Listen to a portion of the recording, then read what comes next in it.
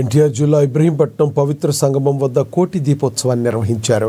Kondapalli municipality ఆధ్వర్యంలో ఏర్పాటు చేసిన కార్యక్రమానికి కలెక్టర్ లక్ష్మీశా, ఎంపీ కేశినేని శివనాథ్ హాజరయ్యారు.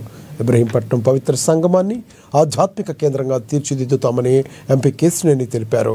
2014 నుండి 19 వరకు పవిత్ర సంగం వద్ద అనేక ఆధ్యాత్మిక కార్యక్రమాలు నిర్వహించామని, అదేవిధంగా త్వరలో కార్యక్రమాలు కొనసాగించేందుకు ముఖ్యమంత్రి దృష్టికి తీసుకెళ్తానని తెలిపారు. కోటి దీపోత్సవంలో తాను పాల్గొనడం అదృష్టంగా భావిస్తున్నానని నాని చెప్పారు. ఈ సందర్భంగా కలెక్టర్ లక్ష్మీశా, ఎంపీ కేశినేని శివనాథ్ను కొండపల్లి మున్సిపాలిటీ సభ్యులు శాలువాతో ఘనంగా సత్కరించారు. ఒక్కటే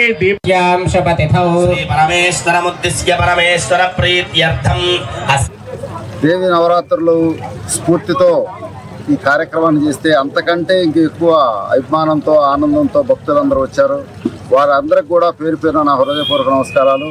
ఈనాటి కార్యక్రమానికి ఎంపీ కేశినేని శివనాథ్ చిన్ని గారు, అలాగే కలెక్టర్ గారు, మా కమిషనర్ గారు, మా కౌన్సిలర్స్ అందరూ కూడా సహాయ సహకారాలు అందించి ఎంతో సహకారంతో అందరం కూడా ఒక మాట మీద ఉండి ఇంత శుభ్రంగా చేయబట్టే ఇంత ఘనకార్యాన్ని ప్రశాంతంగా చేశాం.